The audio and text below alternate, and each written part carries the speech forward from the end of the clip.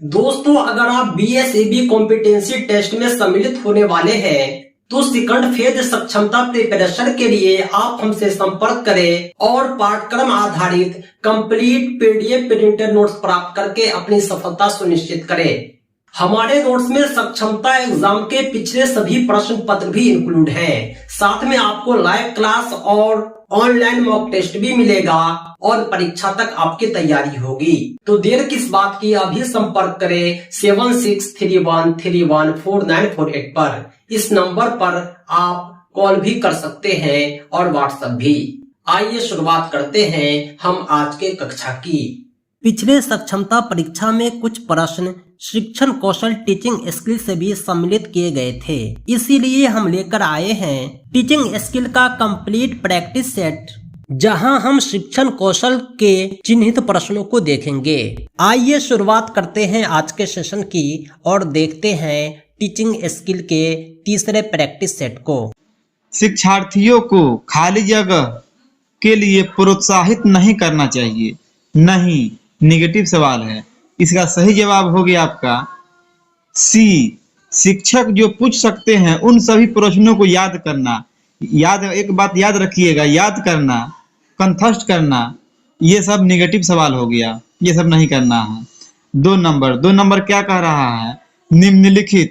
निम्नलिखित में से कौन सा रचनात्मक आकलन के लिए उपकरण नहीं है? इसका सही जवाब हो गया आपका ऑप्शन 2, सत्र परीक्षा। 3 नंबर क्या कह रहा है?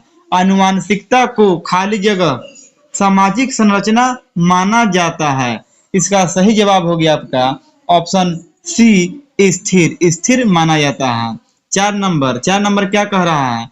पियाजे के अनुसार विकास की पहली अवस्था के दौरान बच्चा खाली जगह सबसे बेहतर सीखता है। इसका सही जवाब हो गया आपका ऑप्शन डी, इंद्रियों के प्रयोग द्वारा। 5 नंबर क्या कह रहा है? सिद्धांत के रूप में रचनावाद। इसका सही जवाब हो गया आपका ऑप्शन ए, दुनिया के बारे में अपना दृष्टिकोण निर्मित करने में शिक्षार्थी की भूमिका पर बल देता है। 6 नंबर क्या कह रहा है? व्यक्तिगत शिक्षार्थी एक दूसरे से किस में भिन्न होते हैं? इसका सही जवाब हो गया आपका ऑप्शन ए, विकास की दर।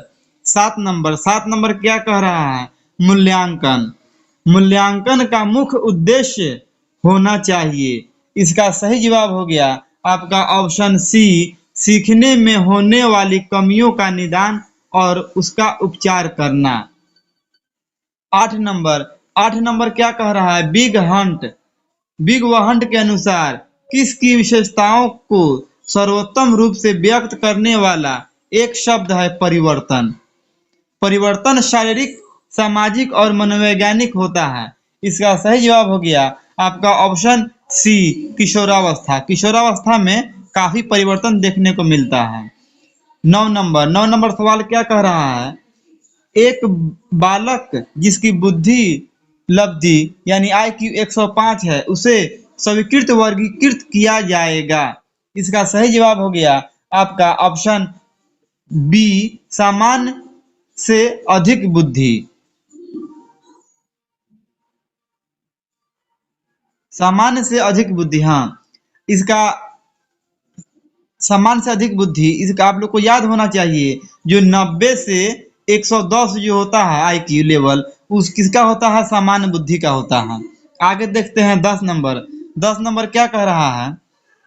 सामाजिक आर्थिक मुद्दों से जूझ रहे उन बच्चों को जिनकी प्रतिभा प्रभावित हो सकती है खाली जगह सहायता करता है।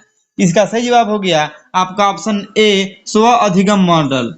11 नंबर क्या कह रहा है? हार्वर्ड गार्डनर द्वारा निम्न में से एक को छोड़कर बाकी सभी बुद्धि के प्रकार बताए गए हैं। इसका सही जवाब हो गया आपका ऑप्शन बी, सृजनात्मकता। आगे देखते हैं 12 नंबर क्या कह रहा है? पियाजे के अनुसार बच्चा अमूर्त स्तर पर चिंतन, बौद्धिक क्रिया और समस्या समाधान किस अवस्था में करने लगता है? इसका सही जवाब हो गया आपका ऑप्शन सी, औपचारिक संक्रियात्मक अवस्था, जो 11 से 16 या 11 से ऊपर होता है। आगे देखते हैं 13 नंबर। 13 नंबर सवाल क्या कह रहा है? एक 13 वर्षीय बालक बात बात में अपनी बड़ों से झगड़ा करने लगता है और हमेशा स्वयं को सही साबित करने की कोशिश करता है। वह किस अवस्था में है? इसका सही जवाब हो गया आपका ऑप्शन बी, किशोरावस्था। किशोरावस्था को आंधी और तूफान का काल भी कहा जाता है। आगे देखते हैं 14 नंबर। 14 नंबर क्या कह रहा है? दबाव को कम करने एवं परीक्षाओं में सफलता के लिए आवश्यक है। इसका सही जवाब हो गया आपका ऑप्शन ए, कम अवधि की परीक्षाओं में अंतरण। आगे देखते हैं 15 नंबर। 15 नंबर क्या कह रहा है? विवेचनात्मक शिक्षा शास्त्र का यह दृढ़ विश्वास है कि, इसका सही जवाब हो गया आपका ऑप्शन डी, शिक्षार्थियों के अनुभव और प्रत्यक्ष महत्वपूर्ण होते हैं। आगे देखते हैं 16 नंबर। 16 नंबर क्या कह रहा है? एक शिक्षक को साधन संपन्न होना चाहिए, इसका अर्थ है। इसका सही जवाब हो गया आपका ऑप्शन सी, उन्हें अपने विद्यार्थियों की समस्याओं को हल करने का पर्याप्त ज्ञान होना चाहिए। आगे देखते हैं 17 नंबर। 17 नंबर क्या कह रहा है? व्यक्तिगत शिक्षार्थी एक दूसरे से किसमें भिन्न होते हैं? इसका सही जवाब हो गया आपका ऑप्शन ए, विकास की दर में। इससे ही पहले इस क्वेश्चन को देखा गया था। आगे देखते हैं 18 नंबर। 18 नंबर क्या कह रहा है? मन का मानचित्र संबंधित है। इसका सही जवाब हो गया आपका ऑप्शन डी, मन की क्रियाशीलता पर अनुसंधान से। आगे देखते हैं 19 नंबर। 19 नंबर क्या कह रहा है? एक शिक्षक से विद्यार्थियों में सामाजिक मूल्यों को विकसित कर सकता है। इसका सही जवाब हो गया आपका ऑप्शन सी, आदर्श के रूप में बर्ताव कर। आगे देखते हैं 20 नंबर। 20 नंबर क्या कह रहा है? विद्यार्थियों को विद्यालय में खेलना क्यों उचित है? इसका सही जवाब हो गया आपका ऑप्शन डी, यह सहयोग एवं शारीरिक संतुलन का विकास करेगा। आगे देखते हैं 21 नंबर सवाल। 21 नंबर सवाल क्या कह रहा है? प्राथमिक विद्यालयों के बालकों के लिए निम्न में से किसे बेहतर मानते हैं? इसका सही जवाब हो गया आपका ऑप्शन नंबर सी, स्वयं करके द्वारा सीखा गया अनुभव, यानी जो बच्चा स्वयं करेगा वो ज्यादा बेहतर सीख पाएगा। आगे देखते हैं 22 नंबर। 22 नंबर सवाल क्या कह रहा है? निचली कक्षाओं में शिक्षण की खेल पद्धति मूल रूप से आधारित है। इसका सही जवाब हो गया आपका ऑप्शन सी, विकास एवं वृद्धि के मनोवैज्ञानिक सिद्धांतों पर। आगे देखते हैं 23 नंबर सवाल। 23 नंबर सवाल क्या कह रहा है? आप की कक्षा में कुछ छात्र अति मेधावी है, आप उन्हें किस तरह पढ़ाएंगे? इसका सही जवाब हो गया आपका ऑप्शन नंबर सी, समृद्धिकरण कार्यक्रमों के द्वारा। आगे देखते हैं 24 नंबर सवाल। 24 नंबर सवाल क्या कह रहा है? व्यक्तिगत विभिन्नता के मिलन के संबंध में एक अध्यापक की भूमिका होनी चाहिए, यानी शिक्षक के रूप में क्या होनी चाहिए? 24 नंबर। इसका सही जवाब हो गया आपका व्यक्ति का दृष्टिकोण ए और बी दोनों सही हो गया। इसका ऑप्शन हो गया ऑप्शन सी, उपरोक्त दोनों। आगे देखते हैं 25 नंबर सवाल। 25 नंबर सवाल क्या कह रहा है? घटना और वस्तुओं के बारे में एक बच्चा तार्किक रूप से सोच सकता है। यह पियाजे के चरणों के संबंध में सही कथन है। इसका सही जवाब हो गया आपका ऑप्शन सी, मूर्त संचालन प्रक्रिया। आगे देखते हैं 26 नंबर सवाल। 26 नंबर सवाल क्या कह रहा है? बच्चे के विकास को स्थिर सिद्धांत के अनुसार निम्नलिखित में से सत्य कथन है। इसका सही जवाब हो गया 26 नंबर। इसका सही जवाब हो गया आपका ऑप्शन डी, उपरोक्त में से कोई नहीं। आगे देखते हैं 27 नंबर।